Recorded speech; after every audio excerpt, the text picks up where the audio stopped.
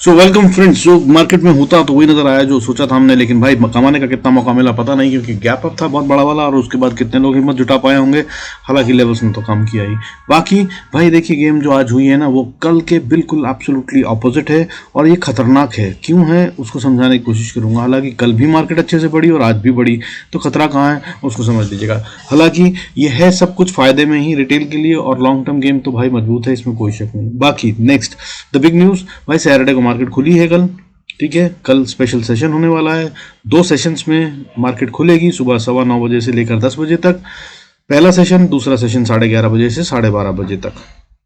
और ये टेस्टिंग वाला सेशन है, सैटरडे को खुलेगा। कितने लोग ट्रेड करेंगे इस बारे में कोई जानकारी नहीं, लेकिन गेम चेंज हो सकता है। हाँ शायद हो सकता है, हालांकि टाइम बहुत कम है, बड़ा गेम नहीं कर सकेंगे। लेकिन डेटा जो आज बना हुआ है अच्छा लग रहा है, मजबूत है। और आगे मार्केट कैसे बढ़ेगी वो थोड़ा मुश्किल लग रहा है, लेकिन ये गेम क्या है इसको समझते हैं और कहाँ ट्रेड कर सकते हैं उसको समझने की कोशिश करते हैं, और आगे का क्या सीन बन रहा है मार्केट में उसको समझने की कोशिश करते हैं। Let's start the video. Before we do that I request to go to the disclaimer as per SEBI norms. जरूरत हो तो वीडियो को पॉज कर पढ़ें।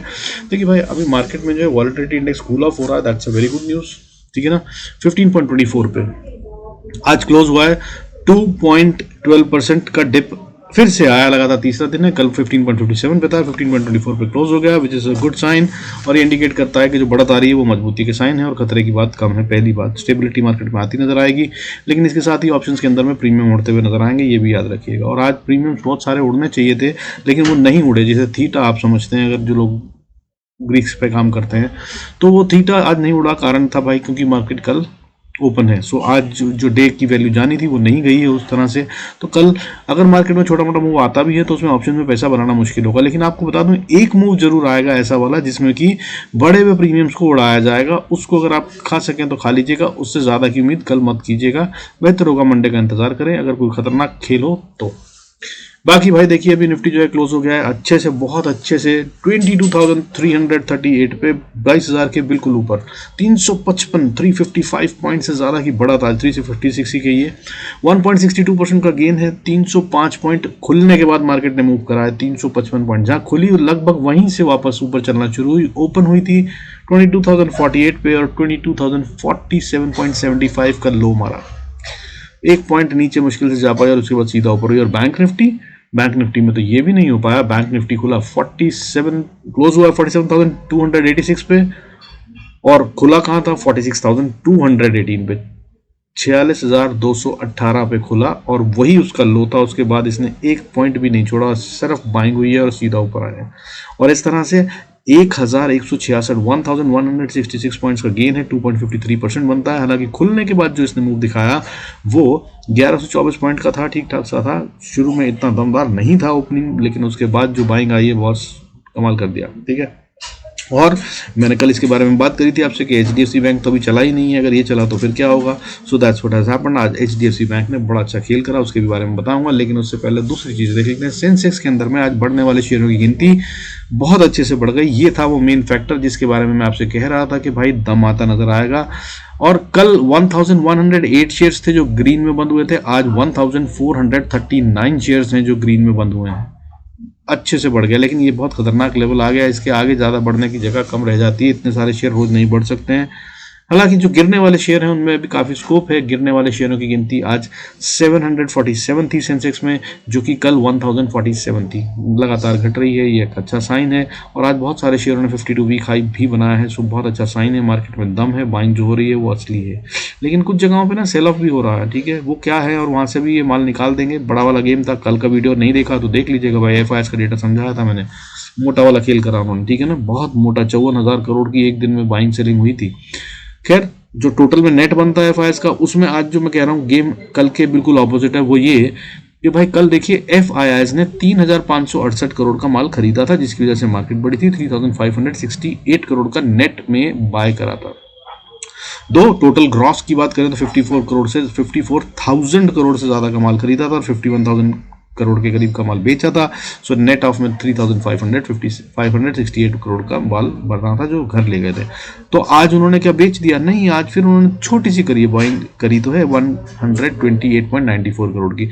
तो फिर मार्केट में इन्होंने तो एक खेला नहीं। आज फिर मार्केट क्यों बढ़ी? कल तो इन्होंने खरीदा था, यानी कि, और जो इन्होंने खरीदा वो बेचा नहीं बेचा तभी तो खतरा नहीं हुआ। और अगर इन्होंने नहीं बेचा तो फिर मार्केट बढ़ी कैसे? आज इनके एब्सोल्यूट ऑपोजिट जो DIIs इनसे फाइट कर रहे थे, या DIIs जिनके साथ इनकी फाइट चल रही थी, उन्होंने माल खरीदा 3814 करोड़ का, 3814 करोड़ से ज्यादा का माल डोमेस्टिक इंस्टीट्यूशनल इन्वेस्टर ने खरीद लिया। तो मतलब ये है कि भाई देखिए, अब अगर उनको बेचना था तो इससे बढ़िया टाइम नहीं था। पहली बात, वो स्मार्ट मनी है, और स्मार्ट मनी अगर ये जानता है कि भाई अभी खतरा कम है, तो भाई ये मार्केट में पैसा नहीं लगाते, ये इंतजार करते उस टाइम का जब मार्केट गिरती। FIIs बेच रहे थे ना, तो भाई नहीं बेच रहे हैं इसका मतलब वो। और दूसरी बात, जो रिस्क था मुझे जो समझ में आ रहा था कि भाई देखिए, मंथ ऑफ मार्च जो है ना, क्लोजिंग होती है, इनको बहुत सारी बाइंग करनी होती है, बहुत सारे पैसे लगाने होते हैं, फंड हाउसेस के बहुत सारे रेगुलेशन है जिसके तहत में RBI के रेगुलेशन के अनुसार और सेबी के रेगुलेशन के अनुसार फंड्स को ये अपने पास रख नहीं सकते हैं, they have to deploy them. So वो खेल चल रहा था, एनुअल रिपोर्ट्स बननी होती हैं, उसके अंदर में स्टार्टिंग में ये हुआ। अब सिर्फ इतना ध्यान रखिए कि अगर 15 तारीख तक मार्केट बढ़ जाती है ना,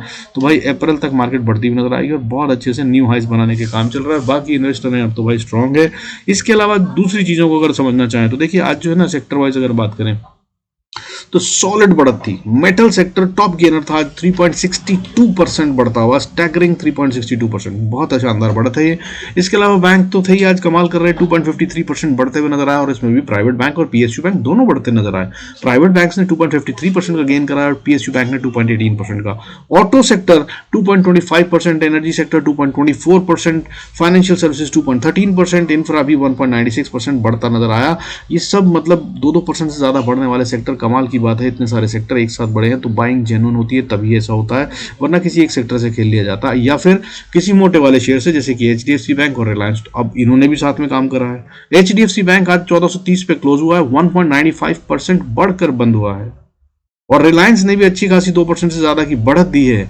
तो भाई मार्केट में तो इसका मतलब चौतरफा बाइंग है ना। रिलायंस आज 2.14% बढ़ा है, 2984 पे बढ़ा है, क्लोज हुआ है। सो भाई इसका मतलब तो बाइंग सब जगह है ना, गेम सेट हो। अब मगर खतरा क्या है कि ये टॉप वाले शेयरों को भी गिरा सकते हैं, बेच सकते हैं और इससे गिरा सकते हैं मार्केट। लेकिन अगर बुक करते भी हैं तो भाई एज अ इन्वेस्टर तो मार्केट सिक्योर्ड है, कोई दिक्कत नहीं है। और वॉलेटिलिटी इंडेक्स क्योंकि कूल ऑफ हो रहा है, तो ये एक अच्छा साइन है कि भाई मार्केट की डायरेक्शन ऊपर ही की तरफ है, अभी कहीं से सेल ऑफ भी आता नजर नहीं आ रहा। लेकिन भाई जहां पहुंच गए ना, वो थोड़ा सा रिस्की लेवल है, सावधान रहिएगा। हालांकि ये जो खेल शुरू हुआ पिछली बार जब हुआ था, तो gap up to gap up कर रहे थे, दिन भर साइडवेज रखते थे मार्केट, सब कुछ गैप अप में निकल जाता था। तो अपने गेम को चेंज करने की जरूरत होगी। ऑप्शंस में दिन भर रिटेल लॉस करता रहता था क्योंकि थीटा उड़ता था, शायद वही गेम ना शुरू हो जाए, नजर रखिएगा। बाकी इसके अलावा भाई और सेक्टर कौन से थे बढ़ रहे थे, जो उनके बारे में बात कर लेते हैं। आज मिड कैप सेंसेक्स में बढ़ा 1.72%, मिड कैप 50 में 1% से ज्यादा की बढ़ा था। इसके अलावा next 50, mid cap select, reality, MNC, FMCG, small cap सब बढ़ते नजर आए। तो भाई कहीं गिरावट थी कि नहीं थी? हाँ थी ना, वो 747 शेयर मैंने बताया ना आपको सेंसेक्स में गिर रहे थे, कहाँ थे वो? तो साहब वो शेयर जो बन रहे हैं, वो कुछ सेक्टर थे जो गिरे। वो कौन से सेक्टर थे भाई? देखिए, गिरने वाले सेक्टरों की अगर हम बात करें तो हमारा मीडिया सेक्टर आज टॉप लूजर था विद द लॉस ऑफ 1.47%। हालांकि टीवी टुडे जैसा शेयर आज बढ़ता हुआ नजर आया, नेटवर्क 18 गिरता हुआ नजर आया। ये दो बड़े दिग्गज हैं मीडिया सेक्टर के, ठीक है, कल इन पे नजर रखिएगा, खेल होता हुआ नजर आ सकता है। दूसरी बात करें तो हेल्थ केयर और फार्मा में गिरावट थी। Health care 1.35%, pharma 0.95%। और सरप्राइज जिसमें है मेरा, अब कल मैंने आपको बैंक्स और HDFC रिलायंस की कहानी सुनाई थी, आज की कहानी भाई, हालांकि कल भी मैंने IT भी साथ में जोड़ा था, लेकिन अभी तो यार IT चला ही नहीं है। IT नहीं चला तब मार्केट इतना तेज बढ़ गई है, जो कि IT लगाड़ है अभी, इसके पास तो अभी बढ़ने का बहुत बड़ा स्कोप है। तो मार्केट अभी अगर सिर्फ IT को बढ़ाकर चलाई जाए तो भी निफ्टी और बैंक निफ्टी, या बैंक निफ्टी नहीं, निफ्टी और स्मॉल कैप और मिड कैप, ये सब चलते हुए नजर आएंगे। अगर कहीं खतरा आता भी है, बैंक निफ्टी में सेल ऑफ होता है, तो भी मैनेज कर लिया जाएगा। निफ्टी तो कम से कम ऊपर जा रहा है, और ऐसे समय के लिए क्या होता है, निफ्टी 20 बाय खरीदिए, बाय करके रखिए, लॉन्ग टर्म में होल्ड कीजिए और एंजॉय कीजिए। बाकी इसके अलावा भाई समझने की कोशिश करते हैं और क्या खेल है, चार्ट्स पे लेवल्स क्या बनते हैं और कहां पे ट्रेड करना चाहिए और क्या टेक्निकल्स कह रहे हैं। तो भाई अगर टेक्निकल्स की बात करें तो देखिए, निफ्टी बैंक का चार्ट है। निफ्टी बैंक का चार्ट वीकली वाला बनाया है मैंने, हालांकि वीक अभी खत्म नहीं हुआ माना जाना चाहिए, सैटरडे है, लेकिन फिर भी पिक्चर तो क्लियर आ गई। देखिए इसने कैंडल जो दी है वो बहुत अच्छी बुलिश दी है। अगर कल क्लोजिंग, कल यानी कि सैटरडे को क्लोजिंग 47,390 के ऊपर या 400 पे हो जाती है, तो भाई ये स्ट्रांगली बड़ा वाला पैटर्न बुलिश हो जाएगा, क्योंकि हम अभी प्रीवियस वीक से ऊपर की क्लोजिंग दे देंगे और प्रीवियस वीक पहले ही बढ़कर बंद हुआ था। लगातार 3 हफ्ते से बैंक निफ्टी ऊपर के ऊपर चलता जा रहा है और ठीक ठाक वॉल्यूम के साथ है। दूसरा 21 मूविंग एवरेज को छू कर बढ़ा है, तो भाई स्ट्रेंथ आ रही है, फिर इसका मतलब गिरावट के चांसेस बहुत कम हो जाएंगे, पहली बात। दूसरी बात डेली चार्ट को देख लेते हैं भाई। तो डेली चार्ट के अंदर अगर हम देखें तो बैंक निफ्टी के अंदर जो खेल हुआ है वो बहुत अच्छा दिख रहा है। इतनी स्ट्रॉन्ग कैंडल बनी है, दिखने में मारा बुजू जैसी लग रही है, हालांकि ऊपर हल्का सा विक है तो मारा बुजू नहीं कह सकते, लेकिन मारा बुजू जैसी ही है, जिसका मतलब तो मैंने आपको पहले ही बताया, बाइंग शुरू हुई ओपन होते ही और सीधा ऊपर गए और ठीक ठाक वॉल्यूम है। कल बड़ा वाला वॉल्यूम था, यानी कि एफआईएस ने ज़्यादा खरीदा, डीआईएस ने कम खरीदा, लेकिन फिर भी माल जो खरीदा गया है वो ठीक ठाक क्वांटिटी है, कम नहीं है। दूसरा ये कि खरीदी गई है एफआईएस की बाइंग के ऊपर, तो ये अब ऊपर चले गए। तो अब अगर एफआईएस को बेचना है तो यार बेच लो, वहाँ पे वो बेचेंगे भी तो कहाँ तक भी ले जाएंगे, मार्केट यहाँ तक ले जाएंगे जो पहले का लेवल था 46,790। तो खतरा तो नहीं है, जो आज की बढ़त है इसे नलीफाई ज़्यादा से ज़्यादा किया जा सकता है बैंक निफ्टी में, और खतरा जो गिरावट का बना हुआ था इसमें वो तो अभी फिलहाल नहीं दिख रहा है। तो अब इसमें ट्रेड कैसे कर सकते हैं, लेवल्स क्या होंगे जिन पे हमें ट्रेड करना है उसको समझ लेते हैं भाई, दैट इज मोर इंपॉर्टेंट। देखिए लगातार बड़ा ही आर्ली चार्ट है।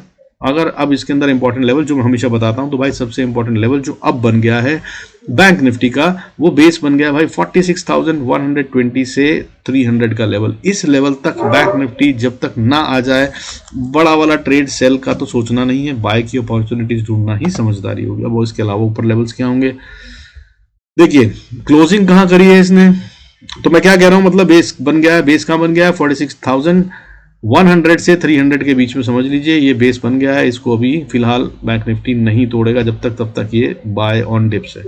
अब जो क्लोजिंग हुई है भाई वो 47,255 250 के आसपास दिख रही है। इसके ऊपर अगर हम जाते हैं तो आपको बाय कब करना है, यहाँ पे सावधान रहिएगा। 47,350 के ऊपर ट्रेड करे तभी बाय कीजिएगा, अदरवाइज यहाँ पे से एक छोटा सा फॉल दिखा सकता है। वो फॉल ज़्यादा गहराता हुआ नजर आएगा, मुझे ऐसा नहीं लग रहा है, लेकिन 47,000 को छूने की कोशिश कर सकता है। ये लेवल को रीटेस्ट करके फिर दोबारा ऊपर बढ़ सकता है, ठीक है। तो अगर आप ओपनिंग के साथ खेलना चाहते हो तो 47,350 से ऊपर मिले तो बाय कीजिए, नहीं तो होल्ड कीजिए। और अगर इसके ऊपर है तो पहले ऊपर के लेवल बता देता हूँ, फिर नीचे की बता दूंगा। तो ऊपर अगर इसकी जाता है तो फिर 47,350 के ऊपर अगर आप खरीद कर चलते हैं तो 47,750 तक का लेवल जो है वो ग्रीन लैंड है भाई, एकदम हरियाली भरा, क्या कहते हैं उसे, ग्रीन गार्डन हो जाएगा। यहाँ तक चलता है, कहीं भी रुकावट नहीं है। और असल में ये भी मेन रुकावट नहीं है, ये भी छोटी रुकावट है। अगर रूल्स के हिसाब से देखें तो मैंने यहाँ पे भाई फिबोनाची लगाया है। फिबोनाची के रूल के अनुसार देखा जाए तो 61% के लेवल को पार करने के बाद जो है इसको असल में 90% मिनिमम अटेन करना होता है डाउ थ्योरी के अनुसार। तो वो जो बनता है वो लेवल यानी कि 47,733 के ऊपर चला जाएगा तो 48,300-400 का लेवल है, जिसे कम से कम टच करेगा। और अगर सब कुछ नॉर्मल रहे तो 48,632 तक के लिए ये ओपन है। 48,632 यानी कि यहाँ से और 1500 पॉइंट की बात कर रहे हैं, ठीक है। ये सब टेक्निकल्स के अनुसार है, इन सब के बारे में आप जानते होंगे, नहीं जानते हो तो खोजिएगा। डाउ थ्योरी क्या कहती है, फिबोनाची क्या कहता है, 61% लेवल क्या होता है, गोल्डन रेशो कहते हैं, उसको पार कर ले अगर तो फिर उसके बाद वही सपोर्ट बन जाती है। हालांकि अगर स्टॉप लॉस लगाना हो तो उसके 50% पे लगाना चाहिए। ये एक लर्निंग के तौर पर आप ले सकते हैं। बाकी भाई अपनी लाइव क्लास में जरूर सिखाऊंगा ये सब अगर आप पूछेंगे तो, लेकिन इस हफ्ते यार अपना लाइव क्लास नहीं करेंगे क्योंकि कल भी मार्केट खुल रही है, वीडियो बनाना होगा। और मेरे बेटे के यार पेपर आ रखे हैं, एक फाइनल एग्जाम शुरू हो गया, थोड़ा सा टाइट अप रहेगा, सो नेक्स्ट वीक करेंगे, ठीक है। अब नीचे की बात कर ले बैंक निफ्टी की, तो अगर नीचे की बात करें तो दोस्तों सबसे पहले 47,255 है, तो भाई सेल करना ज़्यादा समझदारी नहीं है। ये यहाँ पर 47,188 पे एक स्ट्रॉन्ग सपोर्ट बनती है, इसको ये नहीं तोड़ेगा ऐसा कह रहा है।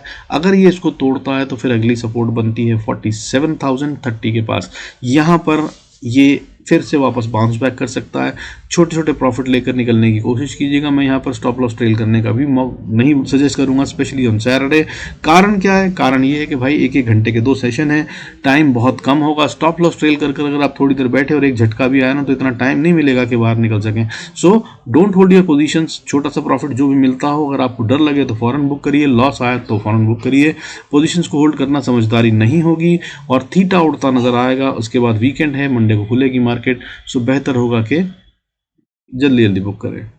बाकी या फिर मंथली ऑप्शंस में खेलें इंस्टेड ऑफ वीकली ऑप्शंस। अब इसके आगे चलते हैं, आगे की बात करें तो अगर इससे भी नीचे आता है तो भाई अगली सपोर्ट बनती है 46,690 5 पे या 700 पे, और इसके बाद फिर 46,530 से 500 का एरिया, ये बहुत इंपॉर्टेंट एरिया, यहाँ से बाउंस कर लेना चाहिए। और ये अगर झटका मार के नीचे तक जाए तो भाई मैक्सिमम 46,350 तक, इसके नीचे नहीं जाना चाहिए। बैंक निफ्टी को खेलने भी नहीं जाना चाहिए, घूमने झूलने हाथ लगाने धप्पा करने कुछ भी करने नहीं जाना चाहिए। अगर ये गया ना तो फिर गड़बड़ मामला, ठीक है, क्योंकि अब ये बेस है, बहुत स्ट्रांग वाला बेस है। इसके नीचे जाने का मतलब है कि ये सीधा लेवल टेस्ट करेगा अगला वाला 46,110, जो कि अब इसका प्लेटफॉर्म बेस बन गया है। इससे नीचे अगर ये गया तो फिर ये बियर्स की पकड़ में दोबारा से आ जाएगा। यहाँ तक गेम बहुत होगा सैटरडे के लिए और मंडे के लिए। अगर इससे आगे कोई गेम होगा तो टेलीग्राम पे बता दूंगा दोस्त, यहाँ पे आप हैं तो बहुत अच्छा, नहीं है तो आ सकते हैं, लेकिन इस उम्मीद के साथ मत आइएगा कि मैं वहाँ कोई ट्रेड देता हूँ। बट हाँ, इंपॉर्टेंट लेवल जरूर बताता हूँ, डायरेक्शन जरूर बताता हूँ, डेटा में कोई ट्रैपिंग या गेम चेंज हो रहा हो तो जरूर बताता हूँ, लेकिन मैं कोई ट्रेड नहीं देता हूँ। So come with the right kind of expectation. बाकी चलते हैं भाई, निफ्टी की बात करें तो यार देखो निफ्टी की बात करें ना तो निफ्टी ने देखिए ये है उसका डेली चार्ट में बहुत ही स्ट्रांग कैंडल बनाई है, वो भी माराबूजी टाइप, और इसने तो ऑल टाइम हाई मार दिया भाई, और उसके ऊपर क्लोजिंग दे दी है। और अब ये तो मंथली डेली क्लोजिंग तो है ही है, साथ में से वीकली क्लोजिंग भी मान लेते हैं, क्योंकि अगर फ्राइडे की बात करें तो हो गया। लेकिन अगर कल की बात करें तो कल तक के लिए इसका इंपॉर्टेंट लेवल 22,300, अगर इसके ऊपर ही रहती है क्लोजिंग भी तो किसी भी तरह से देखने पर वीकली क्लोजिंग भी इसके ऊपर होगी। So all time high weekly closing बहुत बड़ा साइन होता है, बहुत बड़ी स्ट्रेंथ होती है। सो भाई वो बन जाएगा। दूसरी बात, अगर आप वीकली चार्ट पे देखें तो 21 मूविंग एवरेज से खेल कूद कर चुका है, ठीक है, तो अब ये लॉन्ग टर्म में नीचे जाने की बात कर रहा है। बिल्कुल, कितनी दूरी है देख लीजिए, ये वाली कहानी मैं कई बार आप लोगों को समझा चुका हूँ भाई। ये देख लीजिए यहाँ से इसका डिस्टेंस अगर आप देखें तो जहाँ पर ये है वीकली चार्ट पे ये यहाँ पर है, तो अभी फिलहाल और बहुत बड़े अपमूव की उम्मीद तो नहीं कर रहा हूँ मैं। और अगर आता है तो कभी भी एक छोटा सा करेक्शन ज़रूर आएगा, और करेक्शन दो प्रकार के होते हैं।